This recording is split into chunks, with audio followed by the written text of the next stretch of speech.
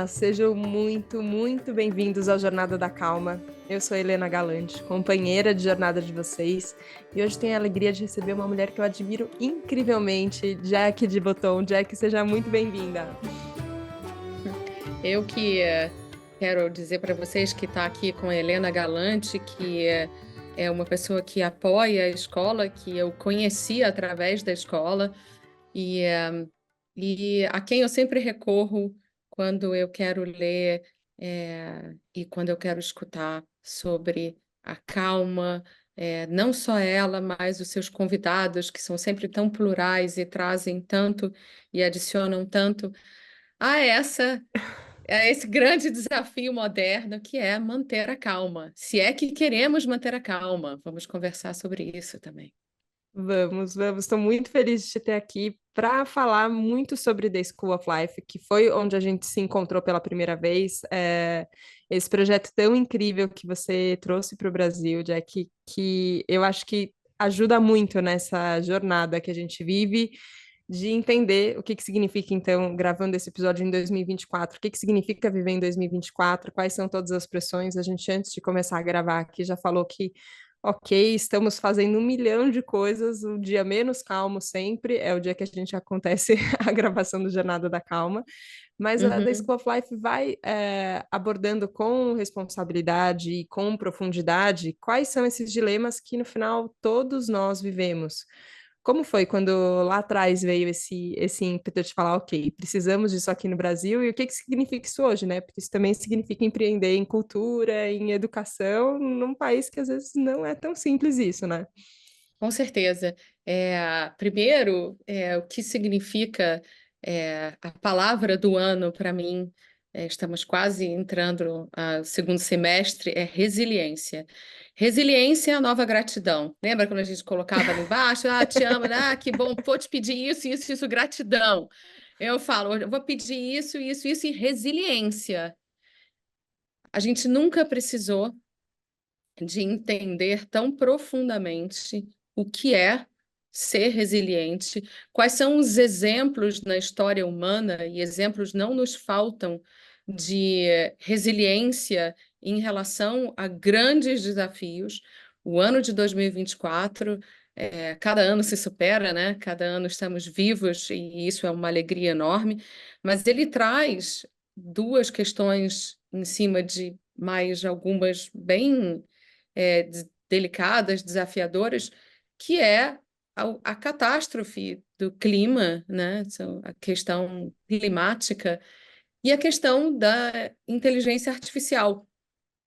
Para essas questões, assim como para outras questões da polarização dentro da internet, dentro da mídia social, questões políticas, questões de gênero, questões de guerras reais acontecendo no mundo, né?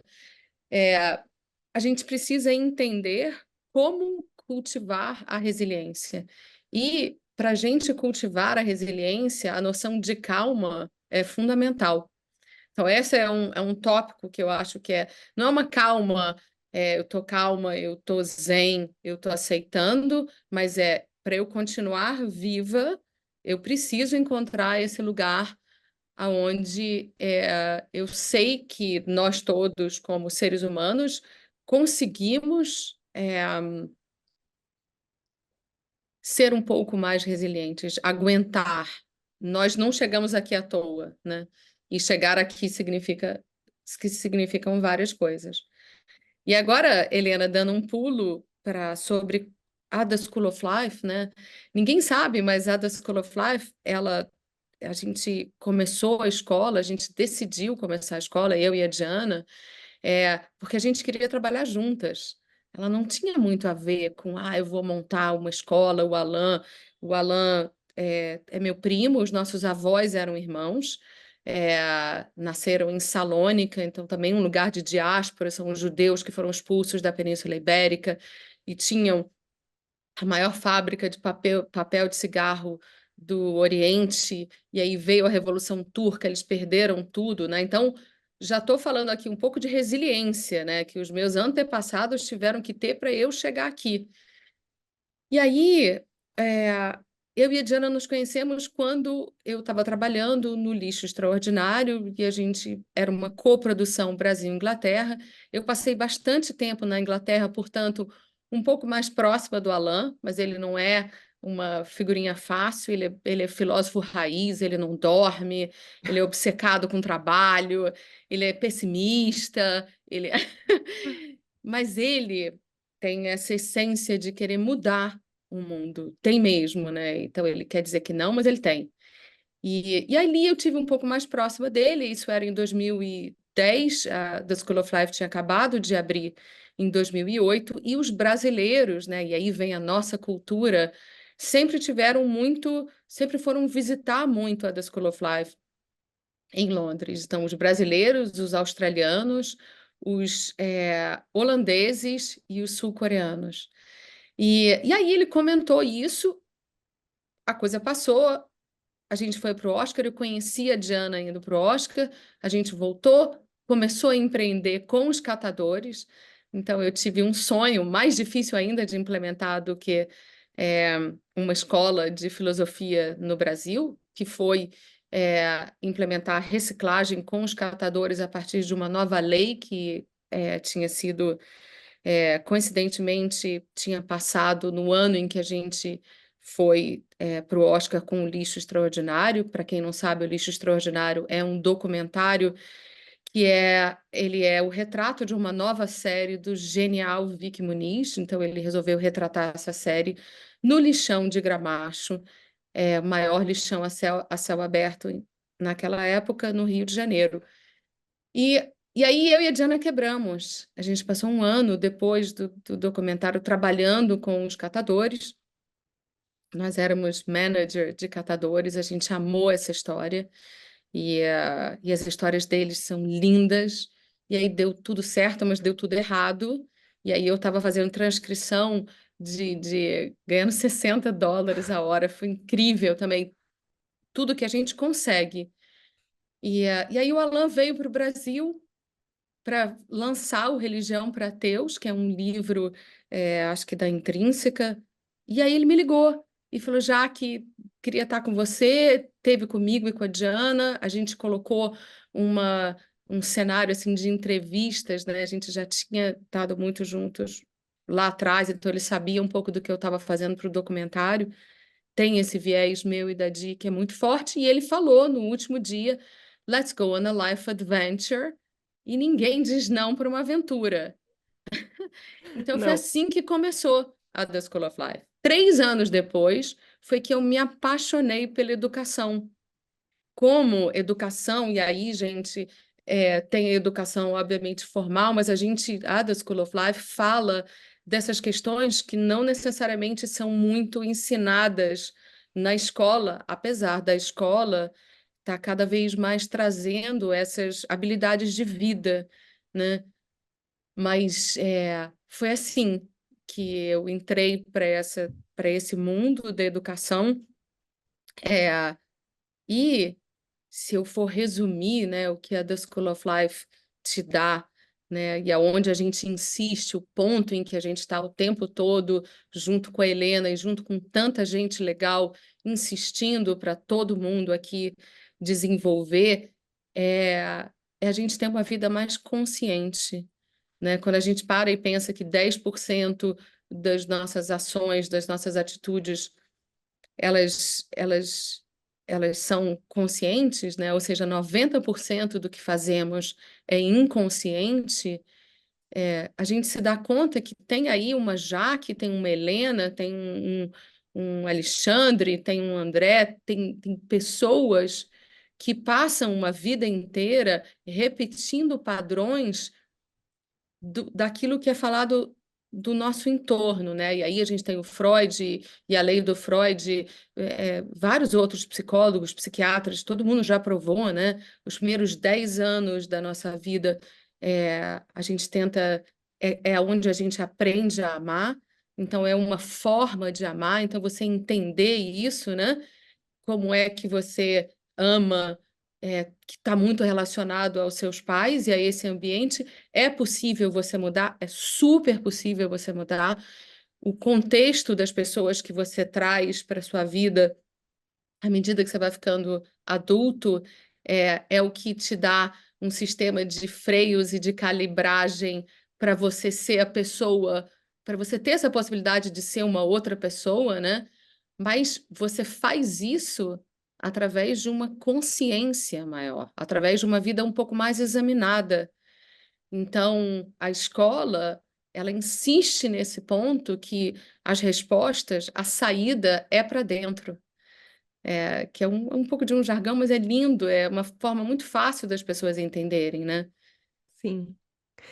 Agora, já que você disse que tudo começou com uma vontade sua e da Diana de trabalharem juntas, e eu fico pensando, quando a gente está falando sobre resiliência, né, e esse cultivo da resiliência diante das adversidades, como a gente mantém a calma para seguir adiante, o quanto a gente ter consciência dessas relações interpessoais, né? E às vezes da nossa vontade, assim, do que nos liga a outras pessoas e é esse desejo compartilhado de fazer algo juntos e de acreditar que é possível, né? Você falou sobre o Alain de Botton, que ele diz que não, mas na verdade ele quer mudar o mundo. Eu fico pensando isso, assim, né? Quantos de nós, na verdade, a gente também não compartilha esse mesmo desejo? Para você, esse lugar do relacionamento, e aí não só dos relacionamentos amorosos, mas, enfim, todos eles, familiares, profissionais, amizades, esse lugar do relacionamento é um lugar de combustível, assim, para esse cultivo da resiliência? E quais são seus outros lugares que te abastecem? Esse lugar que a gente pode chamar assim dessa palavra que eu amo, né? Que é conexão. O ser humano, ele vive, né, tem uns estudos de Harvard super interessantes que é sobre longevidade. E aí eles comparam, né, se você comer um cheeseburger todo dia, se você só comer ultraprocessados, Coca-Cola, tarará, de tudo, o que vai, é, o que te faz pior, o que afeta mais o ser humano é a falta de conexão. E isso é um dado que é muito importante, né?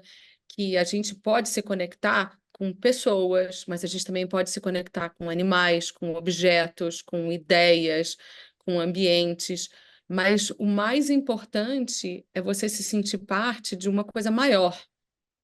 Então, a gente se conectar com a ideia de mudar o mundo, né? É óbvio que a conexão com as pessoas é o que existe de mais forte, porque, no fundo, essas pessoas que a gente escolhe quando a gente vira adulto, né? Elas apoiam uma visão mais atual que a gente tem de nós mesmos. E é por isso que a gente traz elas para próximo, né?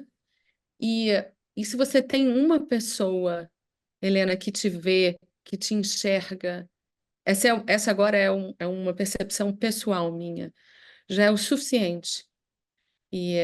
Você não precisa ter, né, teve aquele podcast da Brené Brown com a Esther Perel, né, que era sobre relações artificiais, né, que ela falava, como assim? Você tem 20.000 seguidores e você não tem uma pessoa para ligar para te ajudar para ir para o hospital quando você está com uma dor forte demais?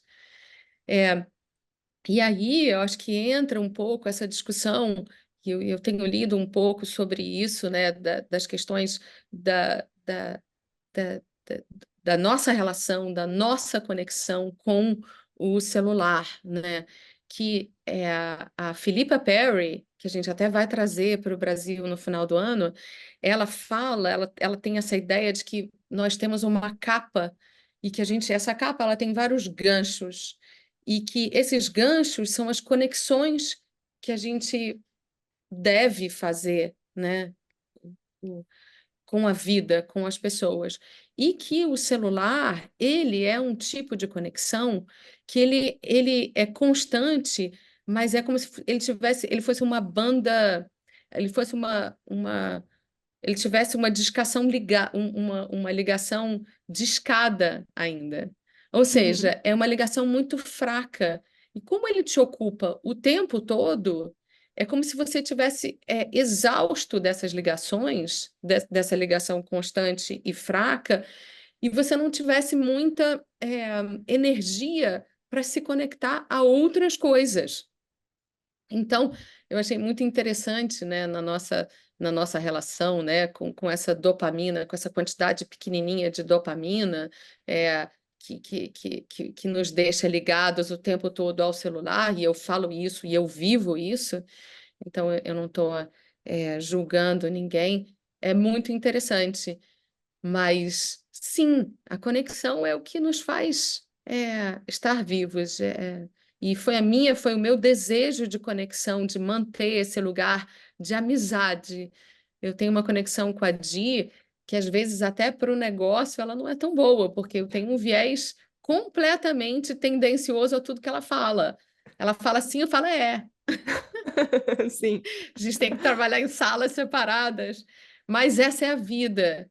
É, contando assim, né? Acho que são poucos os fóruns em que a gente pode assim tirar a máscara e falar para vocês que muita coisa que acontece na vida acontece por sorte, acontece por acaso, né? É claro que a gente sabe que o acaso tem a ver com uma série de ações e uma rotina e hábitos que a gente faz, mas que existe essa deusa Fortuna, existe, e que a sim. amizade é um tipo de amor é, muito lindo, que assim, eu tenho também a sorte de ter uma irmã que é a minha melhor amiga, então, que é minha irmã de verdade, de sangue, então, são lugares em que não mora aqui, eu não tenho filhos, ela tem 5 filhos, eu me sinto mãe de algumas das duas meninas, principalmente, então, adoro essa ideia de que na vida existem muito mais opções para as coisas acontecerem do que nos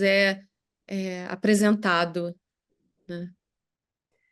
Adorei essa ideia de trazer a fortuna como essa brilhante teia, né? Que de repente acontece e a gente aproveita. Se a gente está com esses ganchinhos de conexão, né? Já que você trouxe essa imagem, abertos também para uma conexão verdadeira, né? E eu acho que realmente eu fico muito mais tempo no celular do que, pelo amor de Deus, eu precisaria ficar e não tem a troca verdadeira. E é engraçado que as aulas que presencialmente eu assisti na The School of Life, a sensação que eu tinha era de uma expansão no peito tão gigante a hora que Uhum. terminava, porque primeiro eu senti que aquilo aconteceu, e é engraçado, né? Porque sempre está acontecendo alguma coisa. A gente está vivendo, a gente está acontecendo alguma coisa, mas eu acho que tem a ver com os 90% das coisas que a gente vai passando inconscientemente, que às vezes você fala, nossa, mas o que foi que aconteceu hoje mesmo? Eu nem lembro, eu nem percebi, eu não sei. E ao contrário, quando você sai de uma aula que é uma aula incrível, você fala, isso daqui aconteceu, e eu estava aqui, eu fiz parte disso que aconteceu, e me sinto conectada. E é engraçado, por mais que o Alan é um ateu, né? Ele não é uma figura religiosa, enfim, filósofo, mas tem quase uma experiência transcendental que acontece, tem uma experiência mística envolvida. Eu queria te ouvir um Tem, pouquinho, Jaque, sobre o que tem. que é isso que é misterioso no fim, que passa pelo caminho da racionalidade, passa pelo caminho intelectual, mas no fim parece que o nosso espírito sai elevado, assim, né? Tem uma quase difícil de colocar em palavras sem entrar numa esfera Não, não. espiritual que não é a que o É. Alan trabalha, né? Mas Não é enfim, a nada. Ele gente escreveu sente isso Religião assim. para Ateus. Se você pega o Religião para Ateus, você vai entender completamente que é ateu nada. Eu falo isso com você, mas eu falo isso com ele também. Aham. O Religião para Ateus começa com ele dizendo: Ah, eu sou ateu mesmo, tarará, tarará. E ele vem de uma família, o pai dele era super, super, super judeu. Metade da Universidade de Israel era patrocinada na área de bioquímica pelo pai dele, que era um, é, uma pessoa muito ligada no mercado financeiro, muito inteligente. Mas ele abre o livro falando que é inegável que as religiões aprenderam muito mais sobre o ensinar do que as universidades públicas. Por quê? Ensinar tem a ver com uma experiência que te acorda para alguma coisa. At the end of the day, você está awakening, você está ajudando a pessoa a acordar. A gente fala na escola, e eu tenho falado muito isso, que a gente não a forma com que a gente aprende não é como se a gente pegasse assim uma cumbuca com um ensinamento e você jogasse na sua cabeça. É como você acender uma fogueira. Tem um ignite, tem alguma coisa que você acessa dentro do seu coração. Então, podem falar o que quiser. Eu estou falando para vocês sobre as leis de créditos de carbono.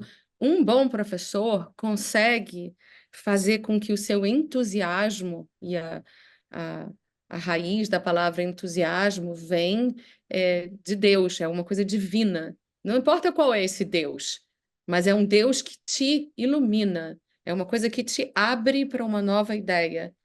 Então, a gente acredita que essa, esse ensino ele tem que ser assim, independente do que você está passando. E, e essa é uma ideia que eu gosto muito, né? Então, a outra ideia, junto com a resiliência, então a resiliência, o expandir, mas principalmente a resiliência, ela anda, assim, essa palavra na minha cabeça, o servir. Então, você pensar em você servir, e é algo que eu sempre tentei trazer para a The School of Life, você servir gentilmente as pessoas que você está recebendo na escola, né? Então, não é só a experiência do professor, não é só uma experiência de educação, é uma experiência de você entreter e de você servir as pessoas. E aí vem o Gandhi dando um tapa na cara da gente, todos esses caras que já falaram tudo que a gente repete hoje em dia, em que ele fala que você precisa ser aquilo que você está ensinando, né? Então, assim, se você está falando sobre calma, se você está falando sobre gentileza, como é que você consegue ser isso? E aí, esse servir, né? A gente sabe que quando a gente está ali com as pessoas nas aulas presenciais, principalmente na escola, e que tem uma certa dor, né? Porque a gente está falando para eles que aquilo que as pessoas estão procurando para fora está para dentro, né? A calma que você joga para fora, em que você culpa as pessoas, tá na sua esperança de um mundo que está tudo dando certo. E é rever essa esperança, não no sentido de você não ter a esperança, mas de você colocar a esperança naquilo que você tem controle, né? Então, não tenho controle sobre o trânsito de São Paulo.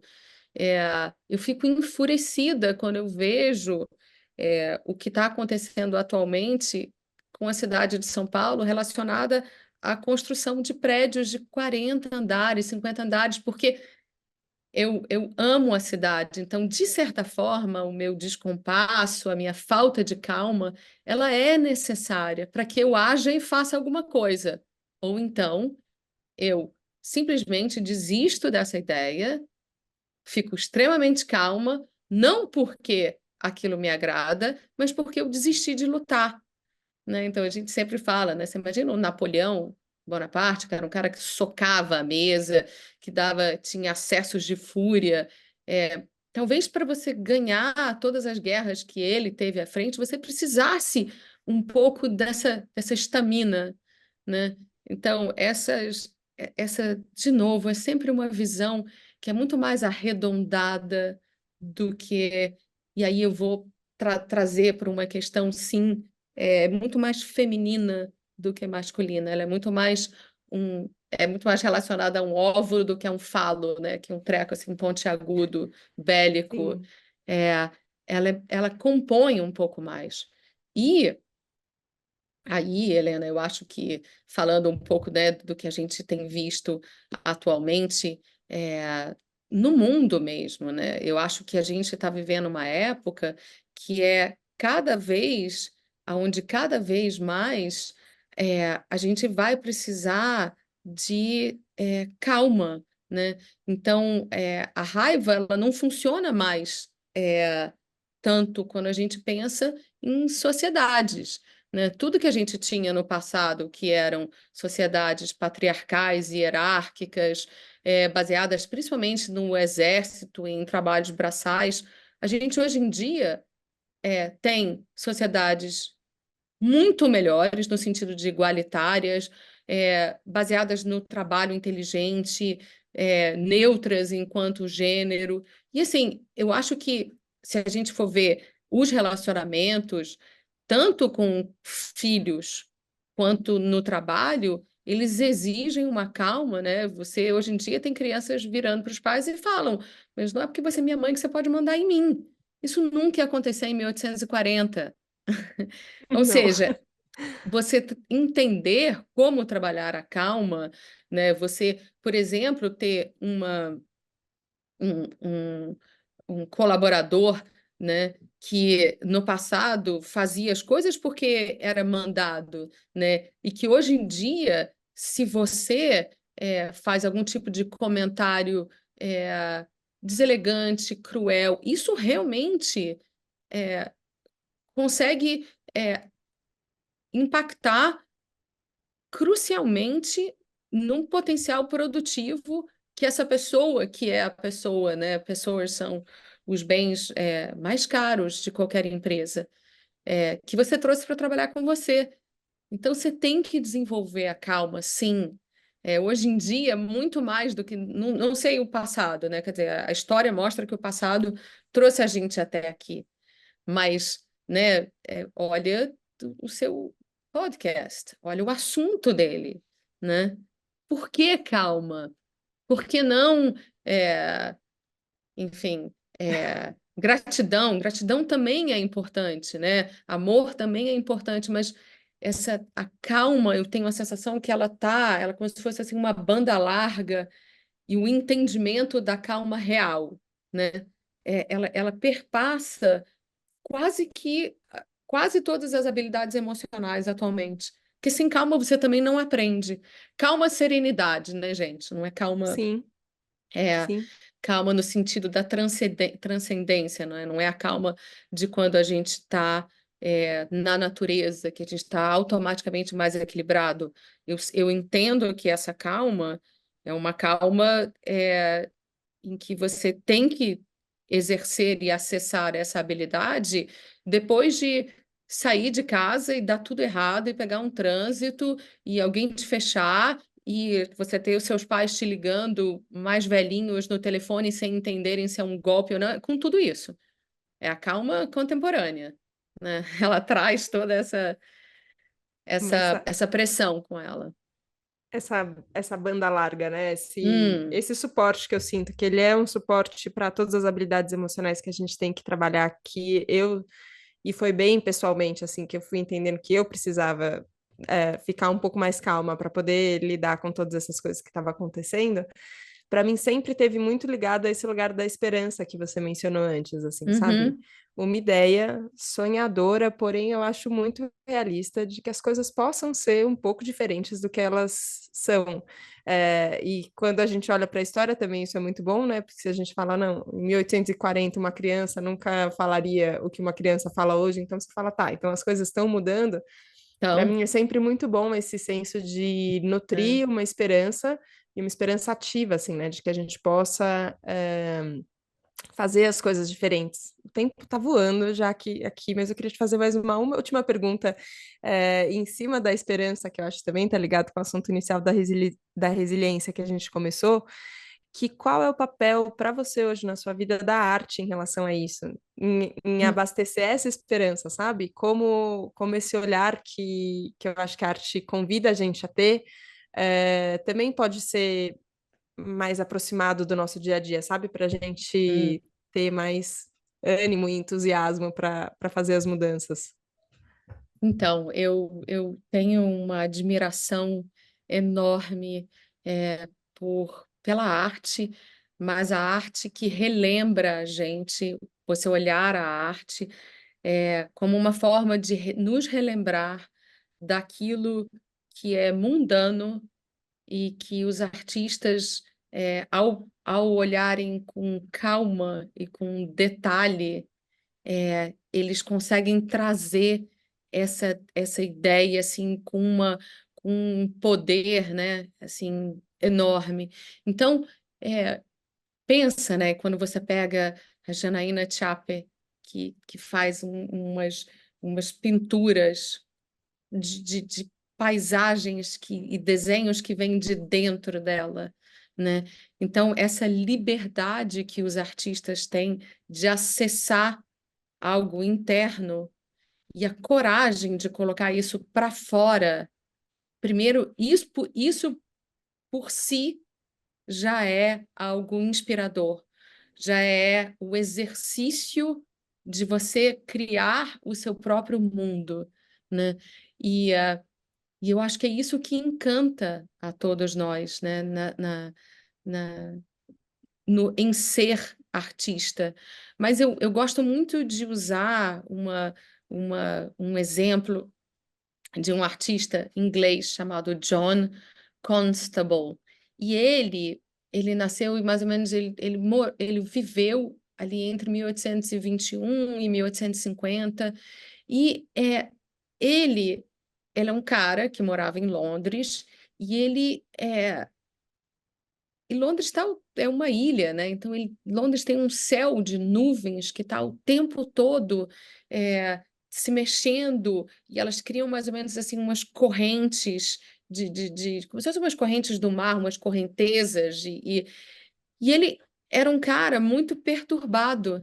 Ele tinha uma saúde mental muito, muito delicada, né? Assim como Van Gogh. Então, ele começa obsessivamente a pintar nuvens. E, e aí eu acho que tem duas coisas no trabalho dele, né? Tem essa e na arte que muitas das coisas que são apresentadas na arte, elas são coisas que em grande parte elas são olhadas com muita atenção de uma forma muito humilde. Então, você imagina se você vai basear a sua vida inteira é, em nuvens, ou seu trabalho em nuvens. Não era nada grandioso, mas era algo que, ao ser olhado de forma especial, qualquer coisa na vida pode virar arte. O pulso da gente pode virar arte. E essa ideia, ela não é diferente quando a gente pensa em se reapaixonar por alguém.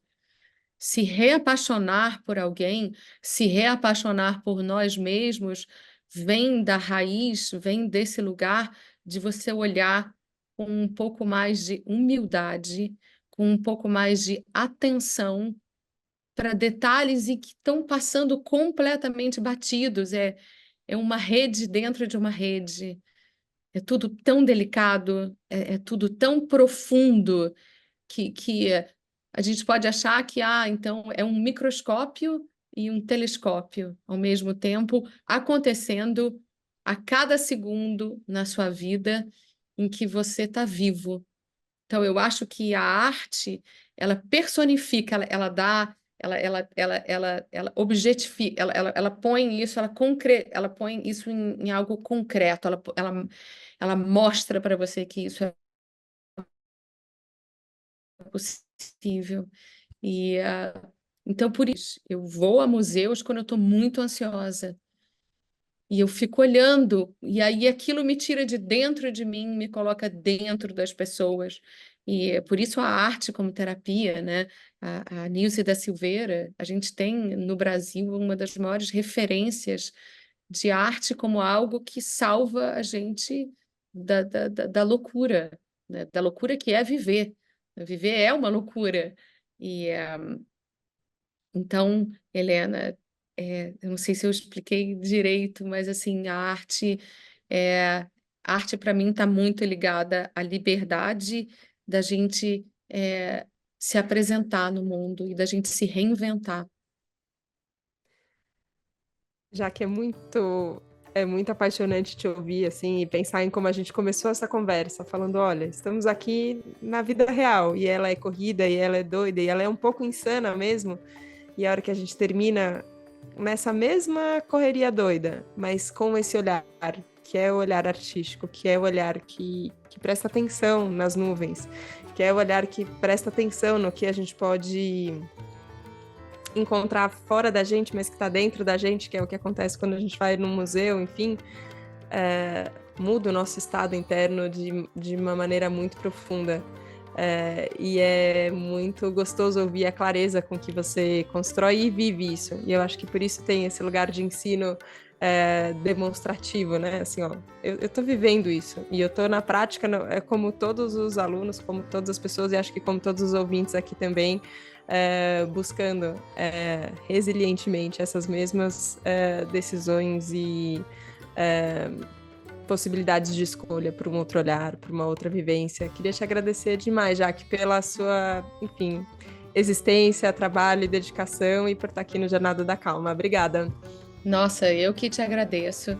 E eu queria deixar, assim, uma frase que recentemente eu perguntei para uma pessoa, mas como eu faço para me lembrar disso que a gente conversou na última meia hora?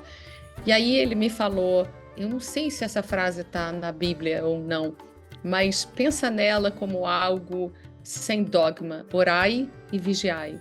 A cada segundo a gente precisa se relembrar daquilo que a gente quer, daquilo que a gente, de uma pessoa, de um novo padrão, daquilo, e vigiar, porque é tudo muito rápido. Então, foi uma ideia que volta e meia fico orar e vigiar. E aí eu me lembro assim e é como se fosse uma postura e volto para a postura. E te agradecer muito porque a gente começou esse podcast aqui com uma respiração.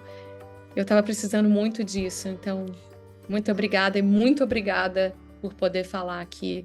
Eu tenho o maior orgulho do seu trabalho e das pessoas que estão aqui e sempre conta comigo, com a Di, com a The School of Life. Estamos aqui junto com você. Muito obrigada, é muito recíproco mesmo, Jaque. Obrigada de coração. Obrigada a você que nos acompanhou hoje aqui nessa conversa tão inspiradora, tão incrível e transformadora. Só posso agradecer a sua confiança e a sua abertura e te fazer um convite para a gente estar aqui de novo na próxima segunda, no próximo Jornada da Calma. Um beijo, tchau, tchau!